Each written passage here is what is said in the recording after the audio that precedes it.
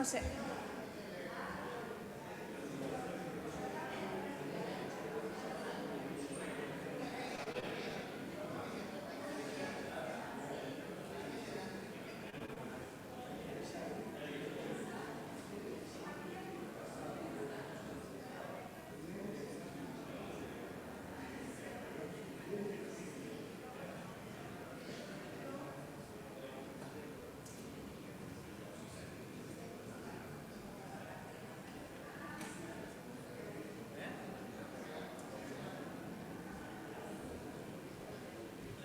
Hola, Juani, ¿cómo estás?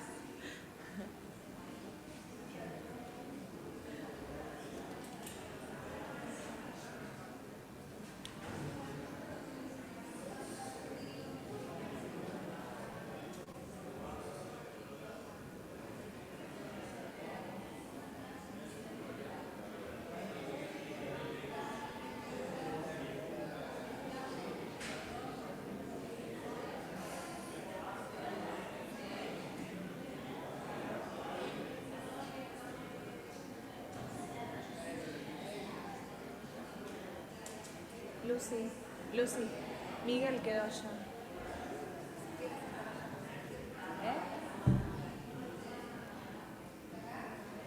Rectores. Está.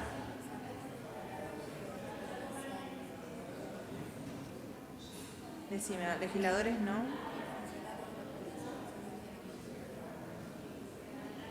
¿Tampoco? ¿Del Poder Judicial?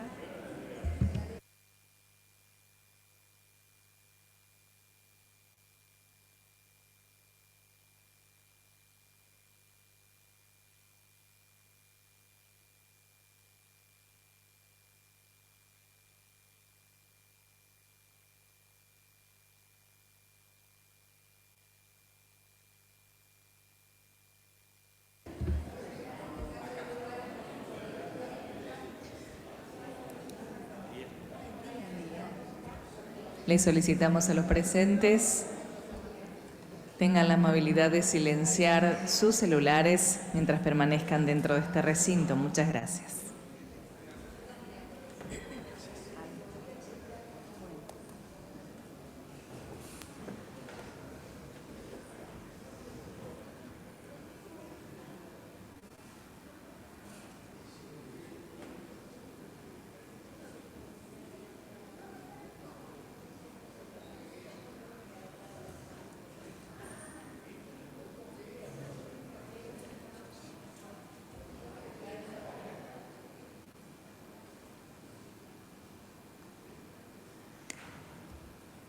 Señoras y señores, tengan todos ustedes muy buenos días. Les damos la bienvenida al acto de presentación de la Agenda 40 años de democracia constitucional de la Universidad Nacional del Litoral. Preside este acto el rector de la Universidad Nacional del Litoral, doctor Enrique Mamarela, y lo acompaña el secretario de Relaciones Institucionales, abogado Javier Haga. Agradecemos la presencia de quienes nos acompañan, la vicerrectora de la universidad, de manera muy especial al politólogo e investigador profesor Hugo Quiroga, exrectores de la Universidad Nacional del Litoral, decanos y decanas, secretarios, secretarias, directores y directoras, autoridades de las distintas unidades académicas, como así también autoridades del Poder Judicial de la provincia, integrantes del Consejo Municipal, del Consejo Superior y del Consejo Social, como así también de la Mesa de Diálogo de Santa Fe, representantes de Fuerzas Vivas, de instituciones sociales intermedias y de asociaciones civiles, docentes, estudiantes, no docentes, medios de comunicación y público en general. Por resolución número 631 del Consejo Superior resuelve: artículo primero, instituir la Agenda 40 años de democracia constitucional de la Universidad Nacional del Litoral, que incluirá actividades programadas con el objeto de reflexionar acerca de lo sucedido durante los últimos 40 años. Artículo segundo, disponer que el periodo de duración de la mencionada agenda será el comprendido entre el 10 de diciembre de 2022 y el 10 de diciembre de 2023. Seguidamente invitamos a dirigir unas palabras al rector de la Universidad Nacional del Litoral, doctor Enrique Mamarela. Muy buenos días. Gracias a todas y todos por estar aquí presentes. Claramente, 40 años de democracia pareciera que no fueron un tiempo tan importante, pero sin dudas es el periodo más largo democrático de vida de nuestro país y es el periodo más largo también de vida democrática en nuestra universidad en estos 103 años de historia. Por eso entendemos que es muy importante no solo celebrar 40 años, sino fundamentalmente aprovechar para poner en valor muchos de los acontecimientos que pasaron en estos 40 años, pero también reflexionar sobre la democracia constitucional en la Argentina, las instituciones a la luz de la democracia constitucional en la Argentina y fundamentalmente cómo seguimos hacia adelante. Esta propuesta desde la Secretaría de Relaciones Institucionales, quien va a tener en cabeza del doctor Javier Haga, establecer cada una de las paneles, conferencias, charlas y actividades previstas a lo largo de todo este año, desde aquí hasta el 10 de diciembre del año próximo. Van a tener algunas actividades propias de la universidad, algunas actividades generales en el marco de lo que sucedió en el país y sucede en la nación, pero también sumarla a la agenda de los 450 años de la ciudad de Santa Fe, como un homenaje también de la construcción democrática que queremos todos. En principio, esta agenda comienza hoy con esta conferencia de las fragilidades de la democracia constitucional a los riesgos de una autocracia electiva, del profesor Hugo Quiroga, docente, pero también es el director de la revista de Estudios Sociales de nuestra universidad. Continuará en marzo con una prácticas y memorias en un panel de periodistas y un homenaje a José Ignacio López, que será Hablemos de Democracia, Prácticas y Memorias. En abril tenemos previsto diálogo, respeto y libertad religiosa.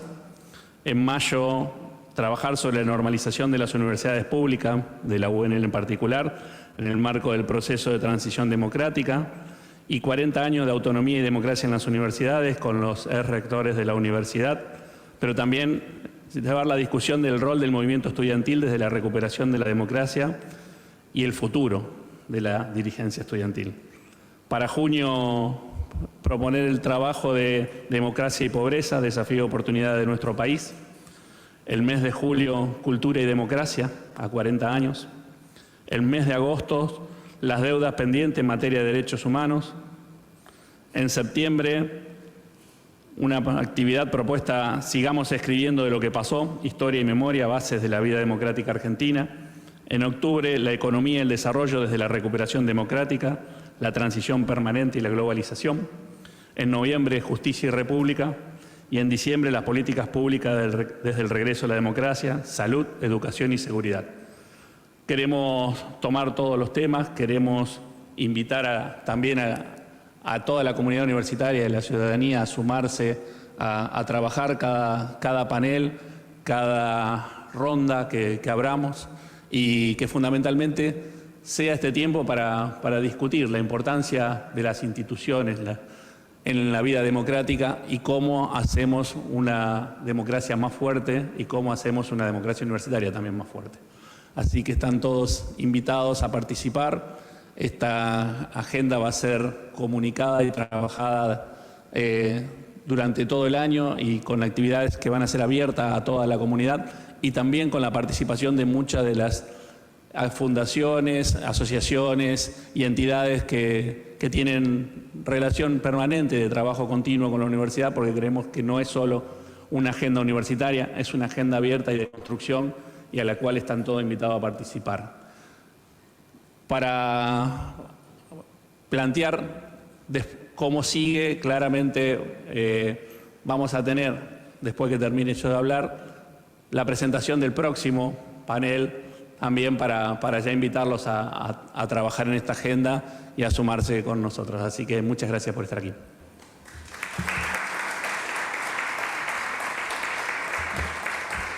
Agradecemos las palabras del señor rector.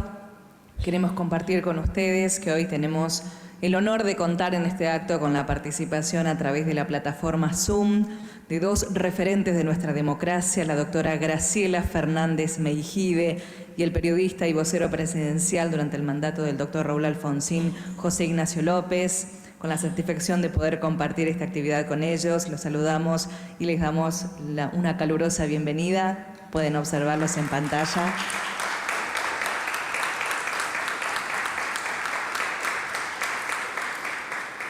E iniciaremos este momento con José Ignacio López. Previo a sus palabras, vamos a compartir un breve video que refleja su trayectoria.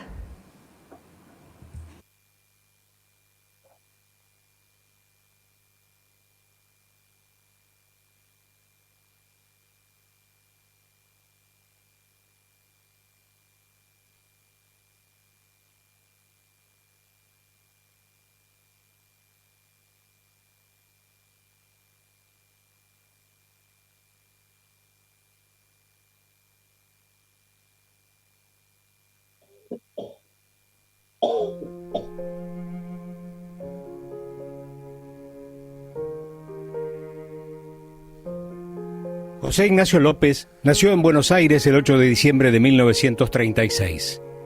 Es periodista gráfico, conductor y comentarista de radio y televisión y fue el vocero del presidente Raúl Alfonsín. Casado con Lita, padre de 5 hijos, abuelo y bisabuelo.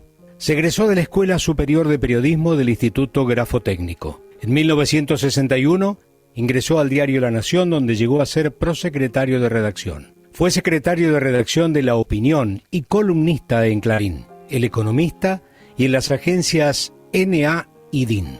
Compañero radial y amigo de Magdalena Ruiz Guiñazú. Fue gerente de noticias en Radio América y en Radio del Plata. Es miembro de la Academia Nacional de Periodismo. Desde 1999 ocupa el sillón Manuel Belgrano. El 10 de noviembre de 1976, una bomba explotó en la puerta de su casa. Lejos de rendirse, José Ignacio continuó ejerciendo su tarea con la misma coherencia y honestidad de siempre. Presidente, quiero volver sobre algo que usted ya tocó, como es el problema de los desaparecidos y de los detenidos sin causa, sin proceso. Fue convocado por el presidente Raúl Alfonsín para ser el vocero presidencial. También vocero de la Mesa del Diálogo Argentino, iniciada a fines del 2001 y constituida por pedido del presidente Eduardo Duhalde a la Iglesia y al Programa de Naciones Unidas para el Desarrollo. Es miembro fundador y presidente de la Asociación Civil Casa Común, que reúne a referentes de diversos credos religiosos que respaldan y difunden la mirada pastoral del Papa Francisco. Mucho más que un periodista, Nacho es un testigo activo de estos procesos sociopolíticos que consolidaron el proyecto de la democracia. Un ejemplo para el periodismo y para la clase dirigente en tiempos donde la información es un campo de batalla que divide a los argentinos. Con el transcurrir de los años, bien se ha dicho que Nacho López entró a la Casa Rosada como vocero del presidente y se retiró como vocero de la democracia.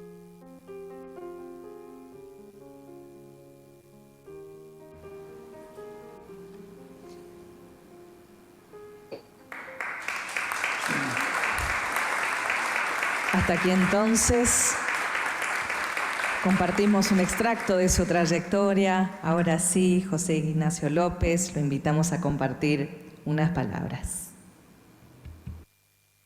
Muchas gracias, muy buenos días para todos. Muchas gracias al señor rector, muchas gracias, Aga. Un gusto compartir la reunión y el encuentro con Graciela Fernández Meijide.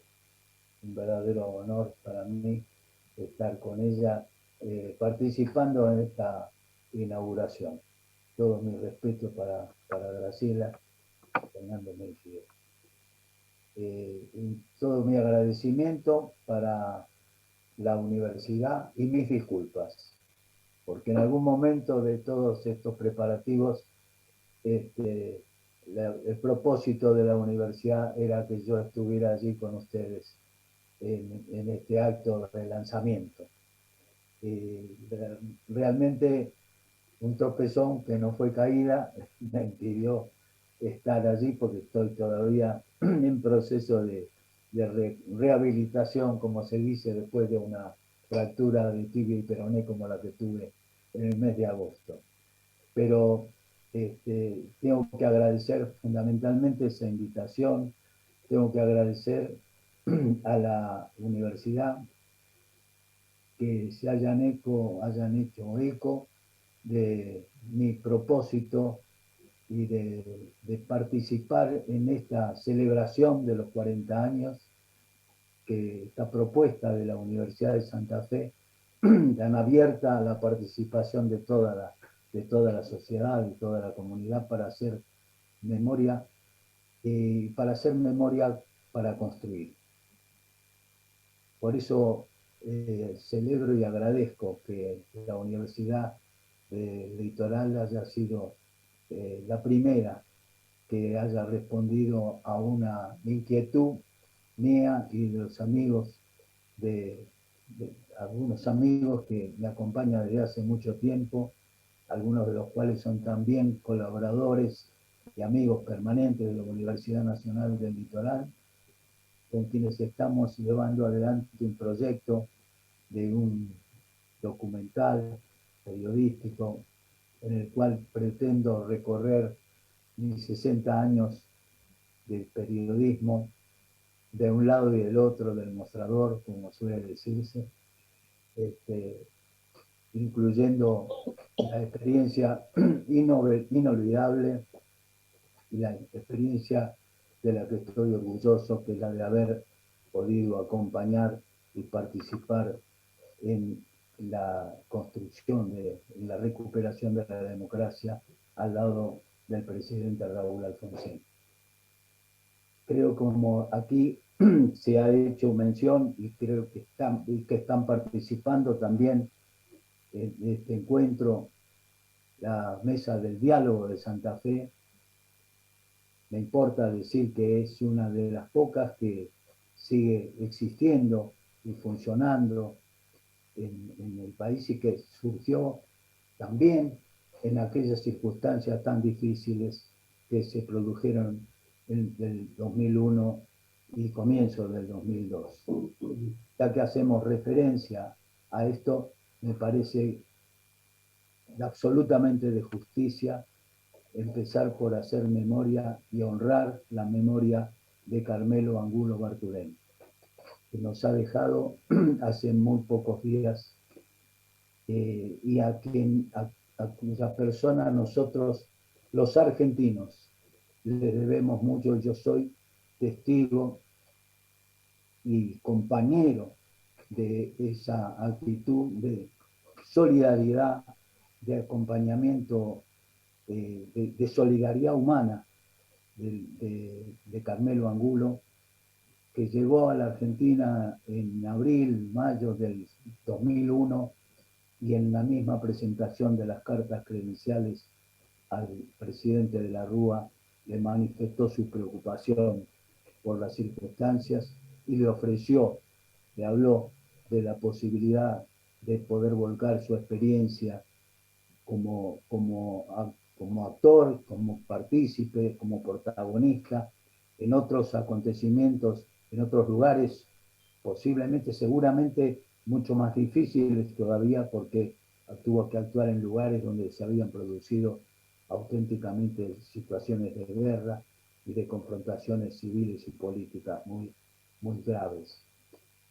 Ofrecer esa posibilidad de compartir su experiencia en la Argentina. Y eso fue lo que intentamos hacer a lo largo de ese año 2001. Llegamos tarde en aquella reunión del 19 de diciembre, a la cual el presidente de la Rúa concurrió, porque esa había sido la condición central que nos había posibilitado el entonces jefe de gabinete, Cristian Colombo. Si ustedes consiguen armar una reunión en la que estén todos los que deben estar y no falte nadie que tenga capacidad de veto, yo me comprometo a llevarlo al presidente a esta reunión. Nosotros la reunión conseguimos armarla con la presencia de todos los que debían estar, todos los sectores, y lamentablemente la crisis se nos llevó y después el presidente provisional, el doctor Dualde, en su mensaje a la Asamblea Legislativa pidió la constitución de que se volviera a intentar la constitución de esa mesa de diálogo y así nació el diálogo argentino, que le debemos a Carmelo Angulo Bartolomé y a muchos de los argentinos que participaron en aquel momento. A mí, habiendo tenido ese privilegio, entre comillas, de haber visto esa situación y de haber compartido esa situación, me resulta difícil de comprender que todos los mismos, porque somos todos los mismos, hayamos podido pasar en vano aquella circunstancia y estemos hoy transitando una circunstancia aún más grave porque es son muchos más los que han quedado afuera del sistema. Y eso es lo que tenemos que hacer y creo que esta es una celebración oportuna de estos 40 años. Comenzar, creo, yo recojo para este comienzo, recojo lo que yo considero el legado del presidente Alfonsín, no solo su conducta y su obra, el legado escrito que fue el texto que él leyó de su puño y letra, me consta, que leyó cuando se inauguró su busto en la Casa de Gobierno. Hace más de 15 años se cumplían en ese momento 25 años de democracia. Y allí él nos habló del sentido que teníamos para recuperar la democracia, que era una democracia todavía coja. Era una democracia a la que le faltaba mucho. Podríamos repetir, quizá lo hagamos cuando pongamos en marcha esta iniciativa en el mes de marzo, pero podríamos repetir muchas de sus palabras de ese momento, porque es lo mismo que tenemos que emprender hoy, la recuperación, el fortalecimiento de la democracia a partir de la unidad nacional. Por eso creo que la propuesta que yo celebro que la universidad haya recogido es la de hacer memoria para construir. Creo que nosotros estamos ya demasiado mal acostumbrados a mirar el pasado solamente con el propósito de recoger proyectiles para arrojarle al otro.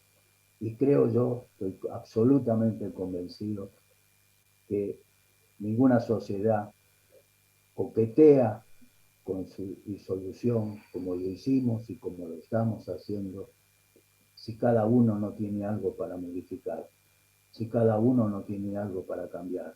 Ninguno de nosotros está contento con esto que le dejamos a los nietos. Y cada uno cargamos, y todos los que tenemos responsabilidad dirigencial, y la tenemos todos, no solamente la clase política, también y de manera mayúscula la clase política, pero la tienen las clases dirigenciales de todo orden. Y la tenemos también los periodistas de manera significativa. Muchas veces nos hacemos los desentendidos, como si no tuviéramos nada que ver en lo que nos pasa. Y tenemos y mucho que ver. Nosotros no solamente tenemos esta obligación como argentinos de participar en este intento de revisión autocrítica y de colaborar en la construcción de una democracia fortalecida, sino que también tenemos la responsabilidad como periodistas de revisar lo que hacemos y cómo lo hacemos, no solamente como lo tiene que hacer el periodismo en todo el mundo, afectado de manera significativa y como nunca por este cambio de época, por este cambio de la era digital que nos interpela y que pone en juego muchos dilemas éticos y morales a los que tenemos que encontrar la respuesta adecuada. Por todo eso es que necesitamos responder a una convocatoria como esta que celebro que haga la Universidad de Santa Fe. Mi agradecimiento por esta invitación a participar aquí y por acompañarlos y muchas gracias por apoyar esta idea y este emprendimiento en el que estamos. Muchas gracias a todos.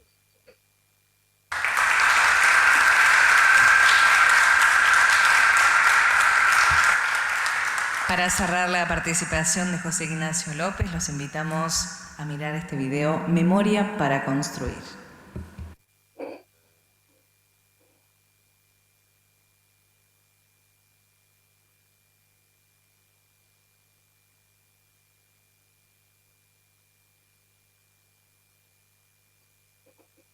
Esto es nuevo,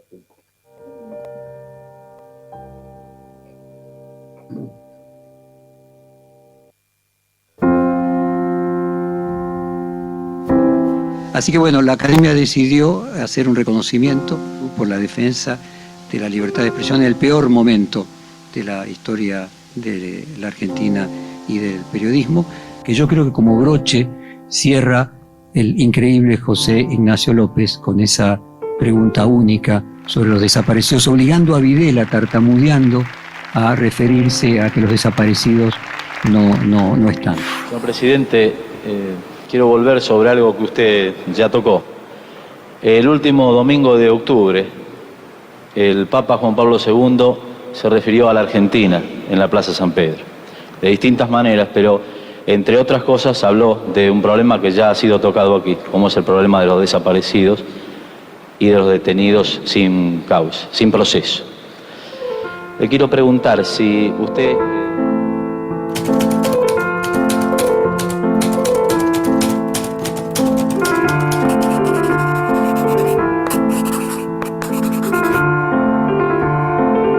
Yo creo que por esa razón es que él facilita mi repregunta, porque dice, no sé si está contestado todo, y yo aprovecho para decirle de nuevo, y es ahí donde se produce esa atrocidad que hoy casi es imposible de escuchar, que no están, que no son ni vivos ni muertos.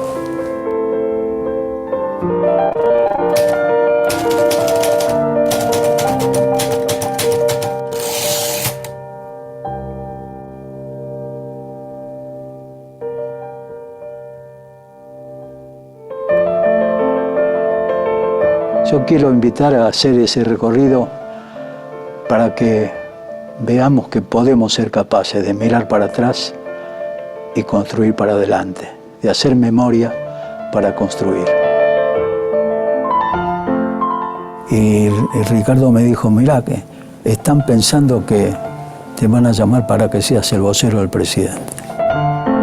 Esa fue la sorpresa más grande de mi vida. La invitación del doctor Alfonsín a que trabajara con él. Porque yo no tenía con él ninguna relación particular. Ni siquiera tenía una relación estrecha periodística.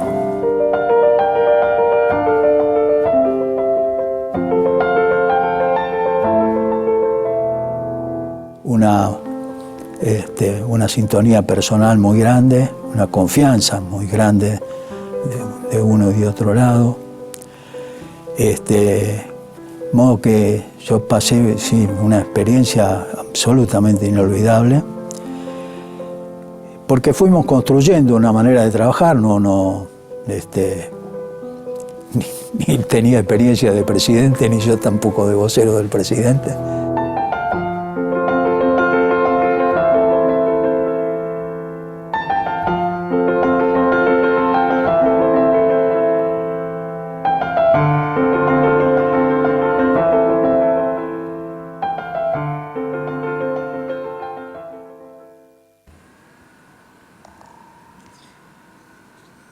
A continuación, y luego de observar Memoria para Construir, invitamos a la doctora Graciela Fernández Meijide a compartir con nosotros sus palabras.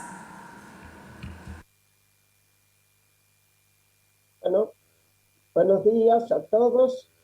Muchísimas gracias por haberme invitado. Yo también lamento no poder estar personalmente, pero a Chakis, yo casi diría de la edad, me lo impidieron. Le agradezco muchísimo al rector por haber tomado esta idea, al doctor Enrique Marcela Arella,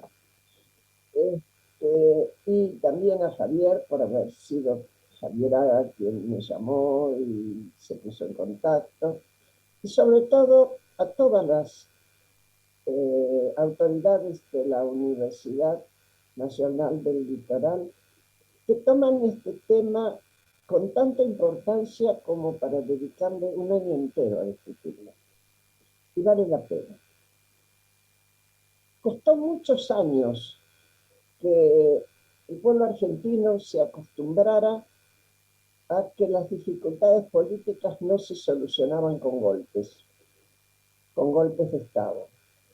Desde el 30 en adelante, hasta el 76, hubo casi una convicción de que aquello que los políticos no podían arreglar, lo podían arreglar los militares. Y de hecho, cuando una dictadura terminaba, se lo indultaba, es decir, se lo amnistiaba. No pasó lo mismo en 1983. Hubo un líder, que fue Alfonsín, que percibió que el pueblo argentino ya no quería más militares en el gobierno, percibió que no quería más que decidieran por él autocráticamente, y es por eso que nos remontamos a esa época en que él trabajaba en política y se esforzaba con ese entusiasmo que lo caracterizó siempre, y decidió no concurrir al sur para acompañar la gesta de Malvinas, y no porque la desdeñara en sí mismo, sino porque sentía, y así lo dijo, que iba a ser una aventura que nos iba a costar mucho más encima de aquello que nos había costado el terror de la dictadura. Y así fue. Eso fue tal cual, y percibí eso que él había percibido del sentimiento del pueblo argentino contra todo lo que se esperaba, porque nadie podía imaginar siquiera que podían perder el peronismo. Aún aquellos que íbamos a votar a Alfonsín, decíamos, bueno, vamos a votar testimonialmente, pero es imposible que el peronismo pierda. Señores, el peronismo perdió. Porque ¿qué ganó? Ganó la oferta de todo aquello que se podía lograr con la democracia y que no se lograba con la autocracia. Es cierto que al final no se termina cumpliendo exactamente que con la democracia se come, se educa, se cura, etcétera, etcétera.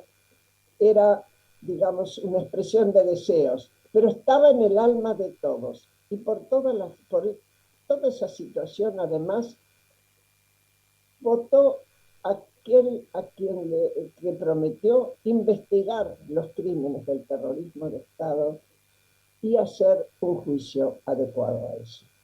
Pero las cosas salieron como salieron, pero hubo un nunca más. Y ese nunca más, hoy hay que preguntarse qué quería decir. Ese nunca más quería decir, para mí, nunca más a la violencia como herramienta de la política. Nunca más los golpes de Estado. Nunca más la impunidad para aquel que atente contra nuestra Constitución y contra el Estado nacional. Hoy vemos que están haciendo ustedes una discusión que va a llevar un año sobre el tema de la democracia en todos sus aspectos. Hoy será el profesor Hugo Quiroga quien va a hablar y va a dar la patada inicial, digamos, en un momento muy futbolero, pero después van a seguir otros. ¿Y por qué? Porque todos sentimos que nuestras instituciones son débiles, que tenemos que fortalecerlas, que un buen lugar es una universidad donde pueden unirse los intelectuales, los políticos, los empresarios, los sindicalistas, todos pueden ser convocados para discutir sobre sus responsabilidades y sobre lo que es el valor y el papel de las universidades. No es solamente, y bien que lo fue, el papel de ofrecernos en 1994 un lugar donde sesionar cuando se hizo la reforma constitucional. Esa reforma, en la cual es cierto que Alfonsín había aceptado existiera la reelección de Menem, pero también había aprovechado, en el mejor sentido de la palabra, para introducir modificaciones en la Constitución que la hacían mucho más atenta al tema de derechos humanos, a nuestras obligaciones firmadas en tratados internacionales y sobre todo, y ahora estaba muy, digamos, tendríamos que recordar y mucho, se reformó el tema del Consejo de la Magistratura. ¿Qué es lo que se quería?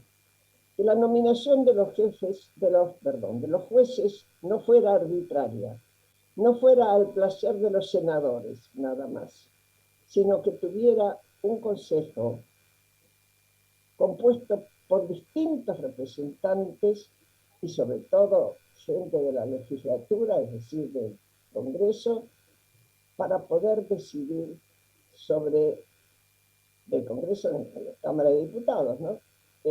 Para poder decidir quiénes eran mejores candidatos a jueces. ¿Por qué digo que hoy está de nuevo en discusión esto? O está muy en evidencia. Porque no hubo ningún problema hace poco en dividir una bancada para poder lograr un representante más en la magistratura en el Senado. Y tampoco hace pocos días hubo ningún problema para que la actual presidenta de la Cámara de Diputados negara la presencia de dos que ya estaban designados, dos de los miembros del Consejo de la Magistratura que ya estaban designados y eran de la oposición. Es decir, hoy estamos asistiendo a un momento de mucha manipulación del poder y de mucho desprecio por todos aquellos, en definitiva, que dieron ese poder.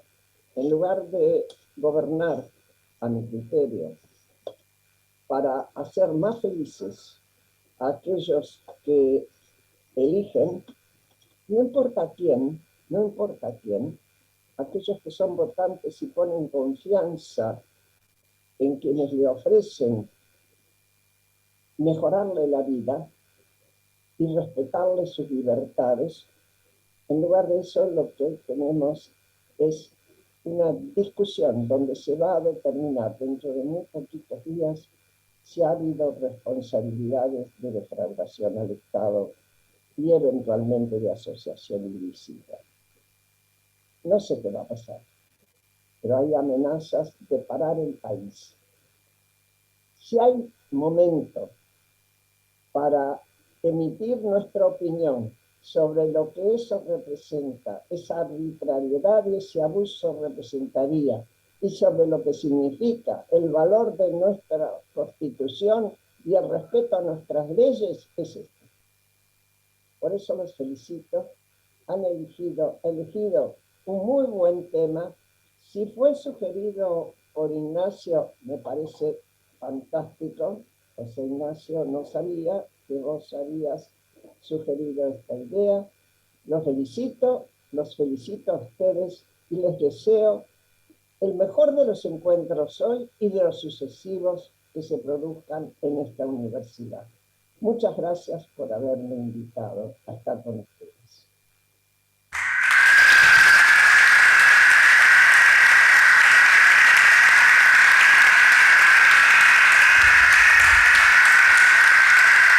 Renovamos nuestro agradecimiento a la doctora Graciela Fernández Meijide, también a José Ignacio López.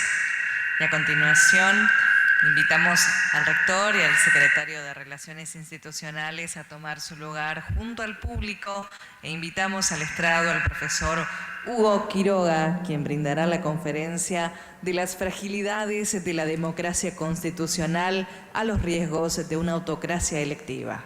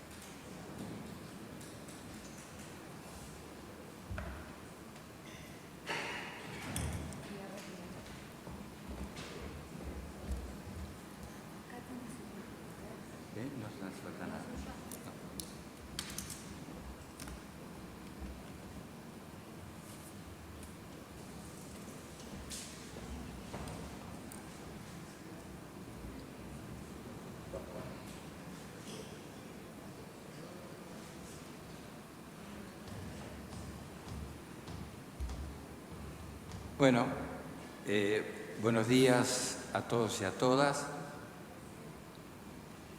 En primer lugar, una felicitación a la Universidad Nacional del Litoral por esta iniciativa de los 40 años de la democracia constitucional. Es una iniciativa que me parece crucial, ya fue dicho por las personalidades que me precedieron, José Ignacio López, Graciela Fernández Meijide. Realmente fue un honor para mí que ellos hayan hablado en primer lugar. Y quiero agradecer profundamente al rector Enrique Mamarela porque me ha invitado en esta inauguración.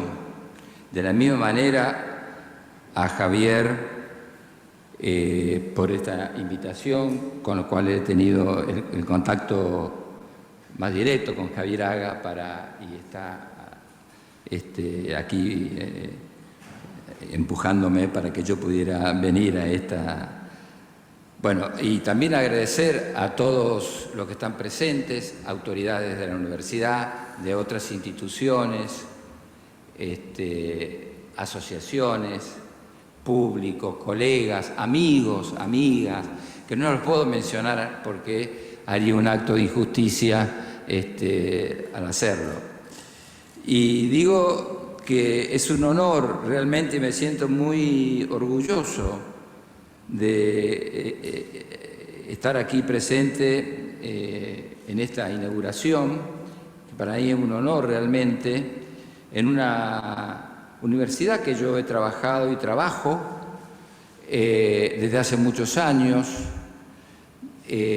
Yo comencé dando clase en posgrado, en la maestría de Ciencias Sociales, pero al mismo tiempo formé parte del grupo que constituyó la revista Estudios Sociales en el año 1991, revista que dirigió un querido amigo y un gran profesor de la casa, Darío Macor, que falleció hace 10 años y que con él llevamos adelante esta revista. No sé si primero fue mi participación en la maestría o en la revista, pero son ya 31 años que estoy aquí trabajando para la universidad y también, por supuesto, con esta carrera de las dos facultades de la licenciatura en Ciencia Política. Entonces, realmente me siento muy, pero muy halagado, diría, a nivel personal. Y yo voy a tratar de ser un poco más breve, porque las personas que me precedieron, el rector y las dos grandes personalidades, han dicho muchas de las cosas que yo quería decir. Diría unas palabras iniciales para ubicar un contexto más general. El siglo XXI tiene una marca fundamental. Yo creo que lo que se inicia es un nuevo cambio de época, una nueva cambia. Hasta me atrevería a decir que hay un cambio civilizatorio. Y a veces es difícil comprender esos cambios de época. ¿Por qué? Porque somos contemporáneos de la época en la que vivimos. Por tanto, es difícil comprender ese cambio. En todo caso, lo que sí veo en este cambio de época es que hay un sentir político menos reflexivo y más emocional. Y lo que ha ocurrido es el ascenso de populismos de izquierda o de derecha. La palabra populismo a veces no me gusta usarla mucho porque es algo como si abarcara todo, pero en todo caso se sigue usando, y pondría más el acento en el ascenso de los nacionalismos de extrema derecha, que tienen rostros variados, de líderes de derecha, y de la xenofobia que se nota mucho en Europa, y que justamente estos sectores de extrema derecha que se han expandido aparecen en momentos de quebrantos de la democracia liberal. La democracia liberal representativa que se instaló en el siglo XX y que pareció que después de la caída del muro de Berlín era algo que se iba a extender por todas partes, está pasando por un mal momento. Y ese mal momento es el sentido de una decepción, de un retroceso de esta democracia que nos procura libertad y que muchas veces defrauda y que muchas veces no cumple con las misiones que tiene propuesta. En todo caso, lo que yo creo en este siglo XXI es que se ha constituido una filosofía del antiliberalismo. Lo que está rigiendo ahora es una deriva iliberal que se ha expandido a través de corrientes de izquierda, de derecha, de nacionalismos, de movimientos separatistas, pero en todo caso el eje central de estas corrientes, que pueden o no coincidir entre derecha e izquierda, que es un término que ya deberíamos sacar de nuestro repertorio, pero en todo caso estas dos corrientes tienen algo en común, son antiliberales. Por eso yo hablo de una filosofía antiliberal, que es lo que está predominando en el mundo. Y esa filosofía tiene una historia vieja, hay un clima cultural que se ha expandido, y entonces creo que ahí tenemos un enemigo muy importante, y ese es el enemigo, y que muchas veces es un enemigo interno de la propia democracia electiva, electoral, en la que estamos viviendo. Y ahora sí, dicho esto, que lo planteo como un marco más general, donde yo quiero ubicar también la crisis de la democracia argentina, y yendo efectivamente a democracia argentina, pero me voy a referir a los 40 años de la democracia argentina. Como bien decía el señor rector, el periodo más largo de nuestra historia política. El anterior, como todos sabemos, duró 14 años entre el 16 y 1930. Entonces, creo que la democracia argentina no está pasando por un buen momento. Es frágil. No está pasando por un buen momento desde el punto de vista político-institucional, desde el punto de vista económico y social. Encontramos en su interior sectores políticos que socavan las instituciones.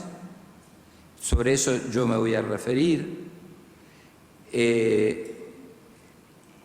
Y quiero remarcar sobre todo lo que para mí son los principios fundantes de la recuperación democrática en 1983.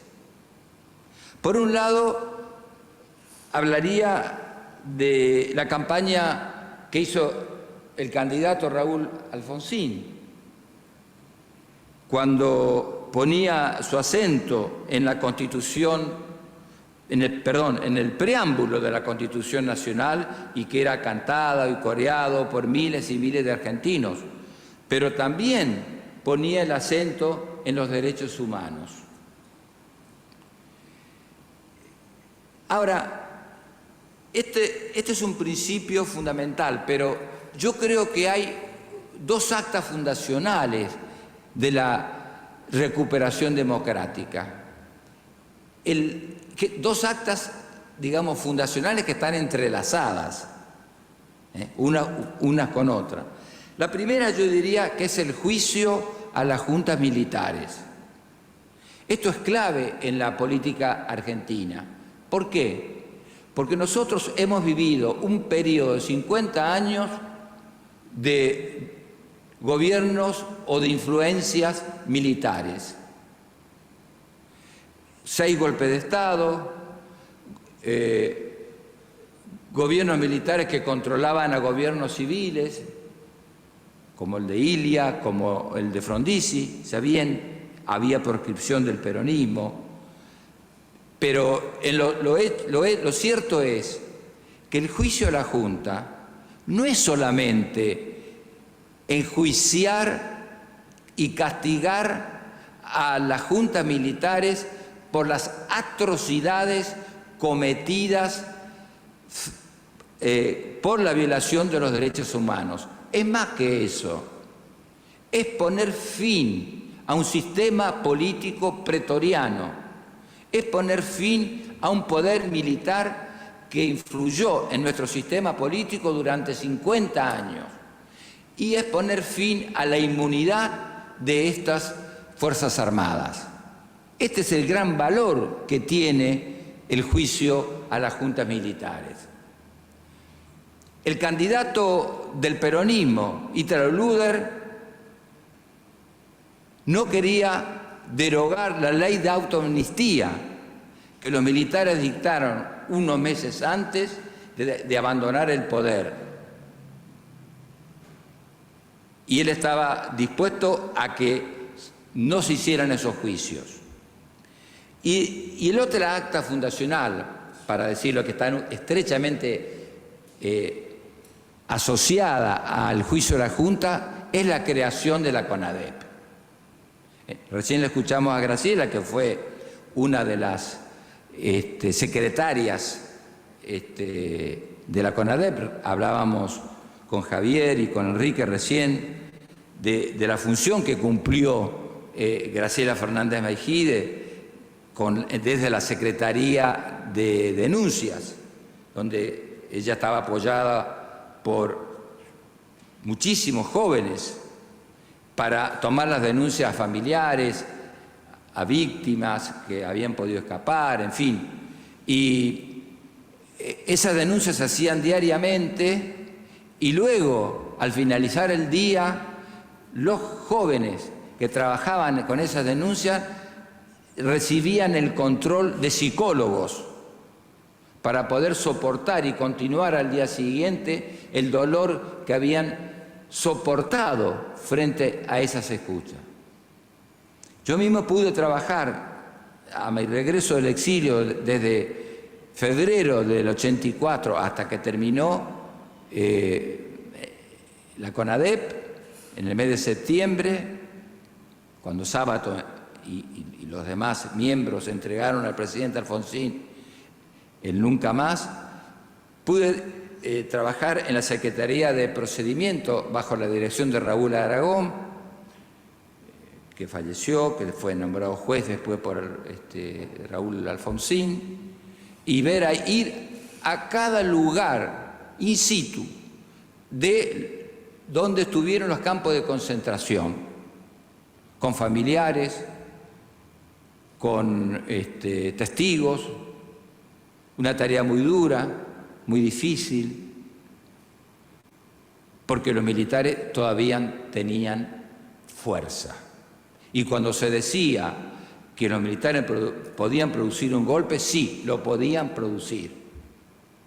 Cuando el ministro del Interior a veces en la CONADEP podía decir que los militares estaban con fuerza, no estaba diciéndole a los miembros de la CONADEP, cuya función era aportar las pruebas al juicio, no le estaba diciendo no vayan tan adelante. Esto es así. Cada vez que se reunía la comisión de 12 personas, presidida por Sábato, creo que eran 12, y se reunían los días lunes, al día siguiente aparecía por escrito las conversaciones que se habían producido, que esa comisión se había producido. Los coches que utilizábamos en la CONADEP eran los Ford Falcon manejados por la Policía Federal. Bueno, eso es la CONADEP. Ese fue su papel. El peronismo no la integró. Para seguir avanzando, quiero hacer, y lo voy a hacer lo más rápido que pueda, es señalar algunas puntualizaciones sobre este largo periodo de 40 años, donde hubo una gran ilusión, efectivamente, sobre la democracia, pero tenemos una democracia real frente a la democracia, que siempre es un proyecto acabado e inacabable, es como un horizonte hacia el cual marchamos. Nunca la democracia se puede consolidar en el sentido de que ha cumplido con todas sus misiones y todas sus promesas. Siempre es un horizonte, es un proyecto inacabable. Norberto Bobbio decía que la democracia es una construcción jurídica y social. Por tanto, es una construcción humana. Y el derecho es un instrumento para modelar y garantizar la democracia. Y la función del derecho, precisamente, es la de evitar la concentración del poder, o en todo caso, limitar, regular esa concentración del poder. Ese es el gran problema que tienen las democracias en el mundo, la concentración del poder de antes y la concentración del poder hoy en las democracias liberales representativas o democracias electivas. Yo quiero señalar también que estamos viviendo la era de los ejecutivos. Los ejecutivos son muy fuertes en todo el mundo, primer ministro, presidente, según el sistema político que sea, y que el Parlamento ha disminuido su función, porque el Parlamento, en verdad, es un órgano de codecisión. En todas partes es un órgano de codecisión. Y creo que eso sí habría que rescatarlo. Ya puesto el lente entonces en la democracia de nuestros últimos 40 años, yo creo que ahí comienza un sistema o una matriz, mejor, de política que se inserta en nuestro sistema, que yo le he llamado decisionismo democrático. El decisionismo democrático es una forma de gobernar bajo las medidas de emergencia que quedaron muy claras luego de la reforma de la Constitución de 1994, los decretos de necesidad y urgencia, la delegación legislativa y el veto parcial. Es verdad que antes del 94 se aplicaron estas medidas, pero lo cierto es que la Constitución lo contempla. Y no está mal, porque es una manera de proteger a la democracia en momentos de crisis severa. El problema es que en nuestros casos no solo se aplica estas medidas de emergencia que yo llamo decisionismo democrático en momentos de crisis, sino también en momentos de normalidad. Porque una cosa es aplicar la delegación legislativa en 1989-90 con la gran crisis de la hiperinflación, otra cosa es aplicarla en el 2001 y 2002, y luego otra cosa es aplicarla cuando en la Argentina había un crecimiento extraordinario en la época de Néstor Kirchner, por ejemplo, con superávit fiscal, con el doble superávit fiscal que existía. Sin embargo, se aplicaban las medidas de emergencia. Y la ley que tenía que controlar estas medidas de emergencia tardó 6 años en sancionarse. Entonces, este es el decisionismo democrático. Ahora, el decisionismo democrático, ¿en qué se apoya? Y se apoya en la emergencia. ¿Qué es la emergencia? Y la emergencia es una situación fáctica, concreta, difícil de definir, porque aparecen los hechos. Entonces, el cimiento del decisionismo democrático es la emergencia. El problema es que en nuestro país la emergencia se ha convertido en permanente. Por tanto, es un oxímoron. La emergencia nunca puede ser permanente. Y ese oxímoron lleva ya, desde 1989 hasta el presente, 33 años, si no me equivoco, o 35. ¿Por qué estoy excluyendo al periodo de Alfonsín? Porque durante la época de Alfonsín solo se dictaron 8 decretos de necesidad y urgencia. Uno de ellos tenía que ver con el programa económico. Y no había otra forma de hacerlo si no era a través de un decreto para que efectivamente no hubiera forma de contrarrestarlo a partir de los que se iban a oponer a ese programa de estabilización que llevó adelante Zurruy. En definitiva, la emergencia es un recurso que se utiliza frente al fracaso de las políticas de gobierno. Entonces tenemos la emergencia de todo tipo. Si uno mira la delegación legislativa del gobierno de Alberto Fernández, hay 9 situaciones de emergencia, de todo tipo. Sanitaria, social, etcétera, etcétera. O sea, todo aquello que puede escindir a una sociedad está bajo una emergencia. Ahora, el problema ¿cuál es? Es que llevamos más de 30 años en emergencia permanente. Si esto es así, quiere decir que hay una matriz de que se ha instalado, de gobierno, que se ha instalado hasta ahora, porque sigue hasta ahora en el sistema político. Pero quiero destacar otra cosa que tiene que ver con esta matriz, que es la ley que se dictó en el 2002, que era necesario hacerlo, bajo el gobierno de Duhalde.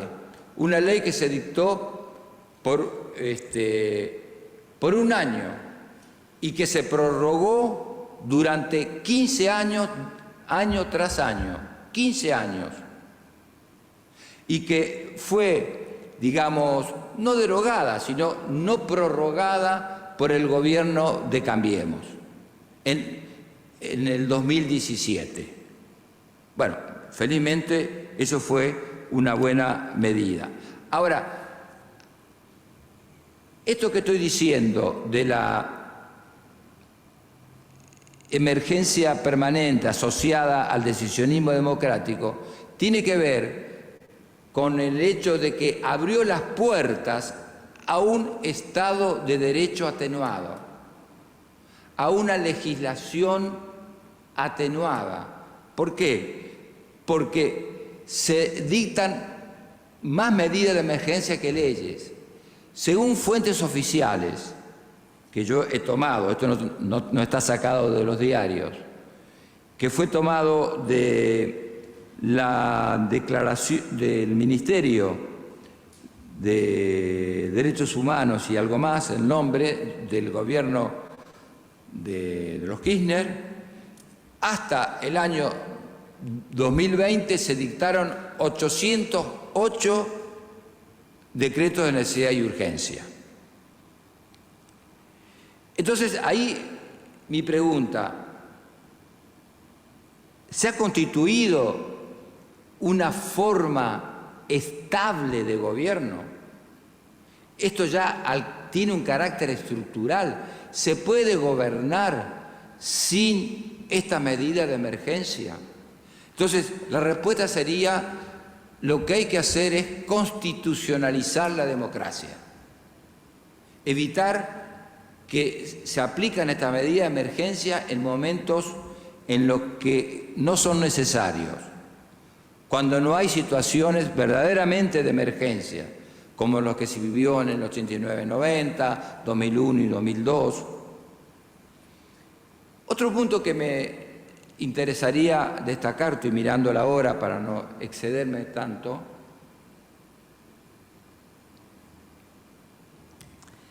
es el que tiene que ver con la legitimidad popular y la legitimidad constitucional. El debate sobre la independencia del Poder Judicial es algo que atraviesa la democracia argentina desde hace muchos años. Y todos sabemos que la justicia nos interesa a todos. Ahora, bajo ese telón de fondo aparece un diseño institucional en nuestra democracia que yo creo que tiene 4 pilares que son centrales. El primero, el control de la justicia. Hay un intento de control de la justicia. En segundo lugar, la no designación del Procurador General de la Nación. En tercer lugar, la búsqueda de impunidad del oficialismo. Y en cuarto lugar, la continuidad del sistema de poder del kirchnerismo. Y aquí, en esta situación, la controversia, la disputa por el Consejo de la Magistratura es una pieza esencial para dominar el Poder Judicial. Y eso es lo que estamos viendo ahora con la resolución de la Corte y la desobediencia de la jefa de los senadores, Cristina Kirchner, pero también a partir de la presidenta del bloque de diputados, que finalmente se opone a cumplir con lo que dispone la Corte Suprema, nuestro poder máximo. Entonces, lo que se ha generado es un clima o una convivencia de hostilidad entre el Poder Ejecutivo y el Judicial. Y el interrogante que a mí me aparece es el siguiente: ¿cuál es el trasfondo filosófico, político de este enfrentamiento? Yo creo, en principio, que hay dos concepciones de democracia y dos modos de legitimación de la misma. Una concepción es aquella que proclama, yo diría, la concepción mayoritaria, que está basada en la soberanía popular, que reniega de los límites impuestos al Poder Ejecutivo por la Corte Suprema, por el Poder Judicial, y que efectivamente no acepta la división de poderes. En ese sentido, el poder del número, que está dado por el sufragio universal, al cual obviamente uno debe respetar, pareciera que debería imponerse a la legitimidad constitucional. Y la otra concepción de democracia, ligada a una legitimidad diferente, es la democracia constitucional, que no niega el valor de la soberanía popular, sino que acepta la separación de poderes y que al mismo tiempo reconoce y le otorga a la legitimidad constitucional un valor esencial para el funcionamiento libre y democrático de nuestro sistema. Entonces, acá no hay una legitimidad popular superior a la legitimidad constitucional. Yo recuerdo las palabras de Diana Conti cuando era diputada, no sé, o senadora en el año 2012, en una entrevista que le hicieron, y dijo: yo no sé por qué nuestra presidenta Cristina Kirchner no puede ser reelegida si el pueblo lo quiere. Y aún, eso no lo dijo ella, aunque hubiera un plebiscito y el pueblo vota por la mayoría, no podía ser reelegido porque se lo prohibía la Constitución. Esto es, se lo prohíbe la legitimidad constitucional.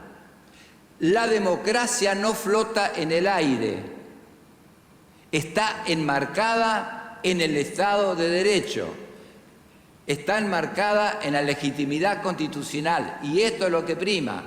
Tampoco lo podía hacer el presidente Menem con la Plaza del Sí o con un plebiscito como quería hacerlo. No, lo que prima es la legitimidad constitucional. Si el periodo era de 6 años, terminaba el mandato. Bueno, sabemos lo que pasó después, llegó a 10.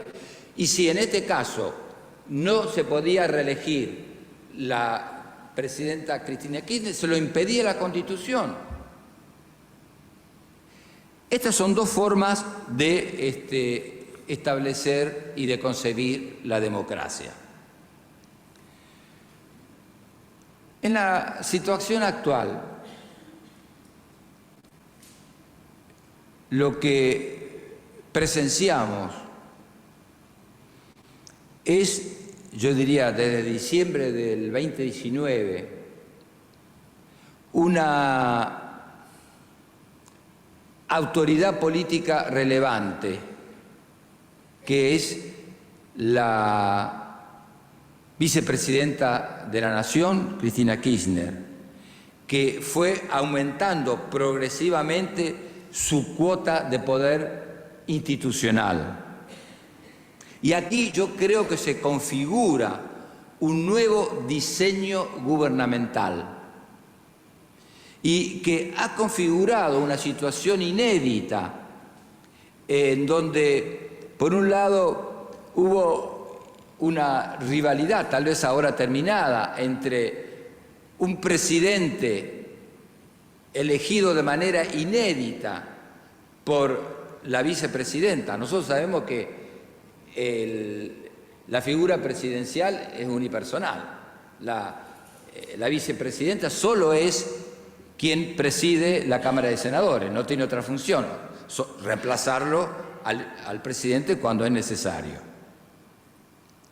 Ahora, aquí lo que ha aparecido, yo creo, en esta nueva situación que tal vez ha configurado una nueva situación política, es lo que yo he llamado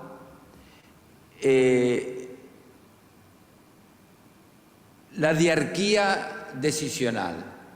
Esta es una idea que viene de los griegos. Es decir, los griegos tuvieron un reino en el cual había dos reyes. Es decir, el mismo reino, pero con dos reyes que a veces se llevaban bien y a veces se llevaban muy mal. Y eso ellos le llamaban diarquía, es decir, el poder de dos. Aquí se llevaron muy mal desde el inicio y finalmente termina siendo la vicepresidenta la que gobierna, y ahora hay una trilogía porque se incorpora Massa como ministro de Economía. El problema es que lo que existe en nuestra escena política es una extrema polarización. Y yo diría también una severa fragmentación partidaria. Y esto no colabora para el mejoramiento de la democracia. Y la palabra política y la dirigencia política creo que han sido sometidos o han sido colocados mejor en el banquillo de los acusados. Y la palabra política, que tiene muchas acepciones, porque es un término polisémico, como todos los conceptos de la ciencia política, que son polisémicos. La palabra política justamente es la que permite la conversación entre las personas en la esfera pública. En la esfera pública, en la esfera pública es el lugar en donde la conversación se produce entre los dirigentes políticos con la ciudadanía, y la conversación entre los mismos dirigentes, entre dirigentes y gobernantes. Nada de eso está pasando muy bien en la Argentina.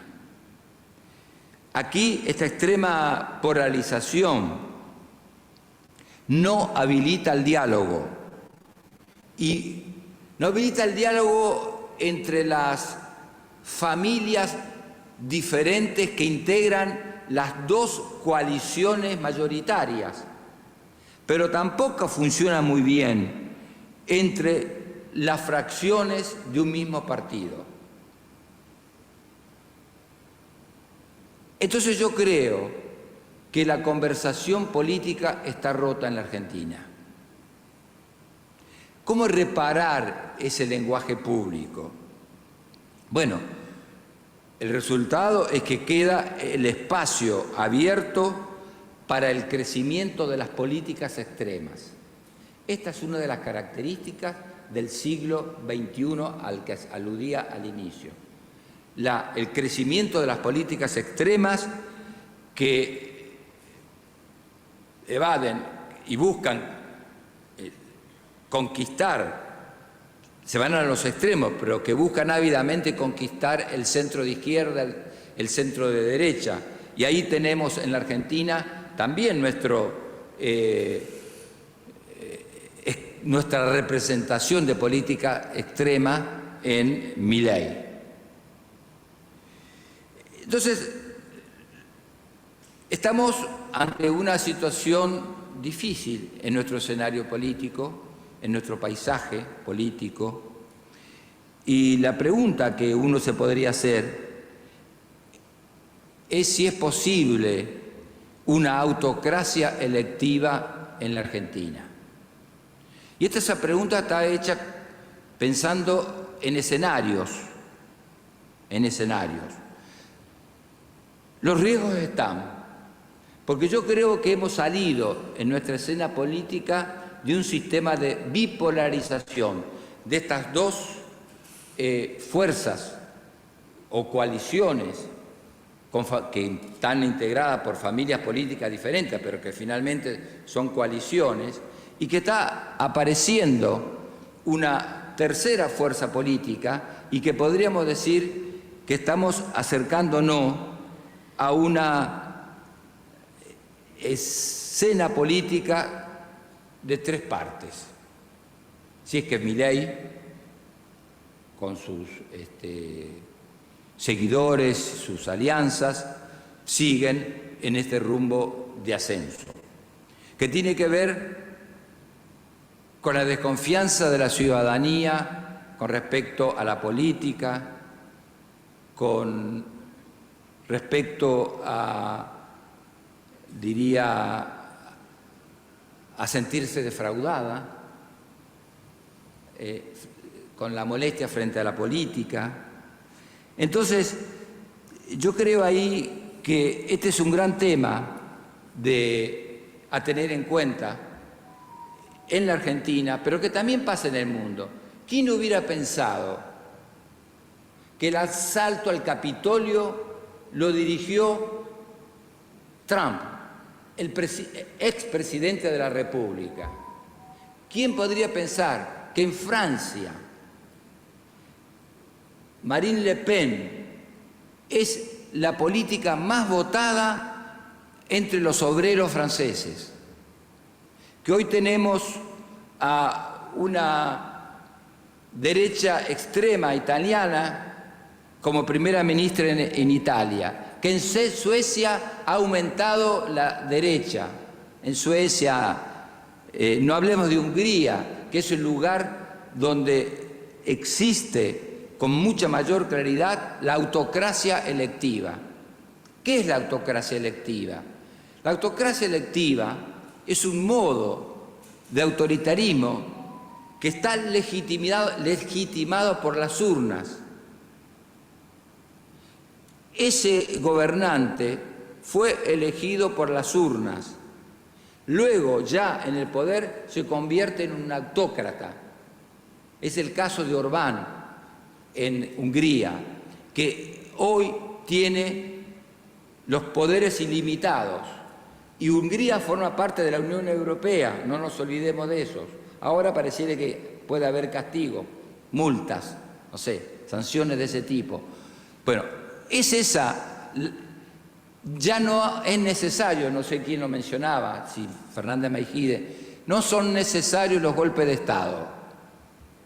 El enemigo de la democracia es interno y contra eso hay que luchar. En la Argentina se instaló la doctrina del odio. La doctrina del odio para justificar la impunidad de la vicepresidenta de la Nación, para proteger a ella y a su familia, especialmente a su hija, que no tiene fueros. Entonces, de esta manera, con esa doctrina del odio, constituyeron al enemigo. ¿Quién es el enemigo? La oposición, la justicia, los medios de comunicación hegemónicos. Entonces, creo que en este vértigo político, porque es así nuestro sistema político, hay un vértigo político tremendo, se ha constituido un sistema político inestable y una sociedad escindida y desesperada. Y el resultado es una democracia en crisis. Y ahí Yo creo que una sociedad en crisis le concierne a la dirigencia en su conjunto. Como palabras finales, tal vez mi diagnóstico de esta escena política actual puede resultar alarmante, pero es mejor anticiparse a pensar aquellos escenarios que pueden distorsionar la imparcialidad de la justicia y la previsibilidad del Estado de Derecho. Esa es la función del Estado de Derecho, hacer las cosas previsibles. Entonces, lo que se trata es de reconocer y denunciar el peligro de salirse de una democracia representativa, de salirse de una democracia electiva. Y bajo esta amenaza, la pregunta que nos desorienta a todos, ¿sabemos en qué momento se abandona el régimen democrático cuando ya no existen más los golpes de Estado? Bueno, hay muchos indicios en Argentina que son negativos. Bueno, yo los decía recién, el desconocimiento de la vicepresidenta a una resolución de la Corte Suprema que tiene que ver con el Consejo de la Magistratura, la búsqueda de ampliación de la Corte Suprema, el delirio de un proyecto legislativo para recusar jueces y fiscales por cuestiones de género y del odio, algo insólito, inédito. El escándalo que hemos vivido y que ya hice mención en la Cámara de Diputados por el nombramiento de los consejeros de la magistratura, del Consejo de la Magistratura, perdón. Aquí lo que uno puede ver es un atropello hoy de la Cámara de Senadores, de la Cámara de Diputados, contra el Poder Judicial, contra la Corte Suprema. Y no hay que olvidar, no sé si yo lo dije, que el control de la justicia es el primer paso para la transición a una autocracia electiva. Yo entiendo entonces que tenemos que estar muy atentos a estas nuevas formas de poder, a estos nuevos liderazgos que a veces son grotescos, para estas épocas de grandes transformaciones sociales y comunicacionales. Entonces, lo que hay que promover son reflexiones específicas sobre la política. Hay que recuperar la conversación pública para que efectivamente la política recupere su prestigio perdido. Y esto debe ser hecho por convicción. No hay que esperar el choque, no hay que esperar que haya disturbios sociales. Esto hay que imaginarlo antes, hay que pensarlo antes. Y es por eso que yo digo que necesitamos una dirigencia de crisis, que piense la crisis, que sea responsable, que esté capacitada para ello. Pensar en una democracia de crisis y no una democracia en crisis. Perdón, dirigencia de crisis, capacitada, preparada para gobernar y no una dirigencia en crisis. Yo creo que, y con esto termino, y para no ser tan, a lo mejor, escéptico, la historia puede abrir un camino que supere la incertidumbre a una democracia electiva. todavía estamos atrapados en la fractura del descreimiento, ¿no? Del descreimiento social.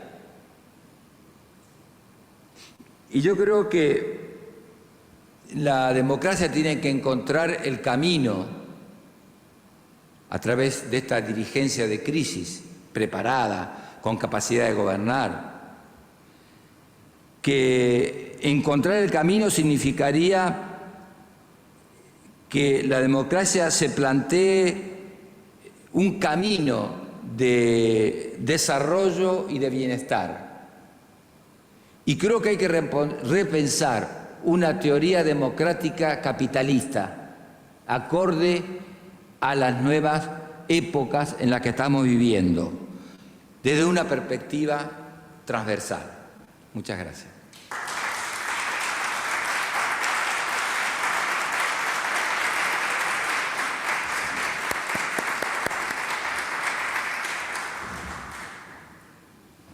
Agradecemos al profesor por su disertación, a todos ustedes les agradecemos también por habernos acompañado en esta mañana, les deseamos que tengan muy buen final de jornada. Muchas gracias.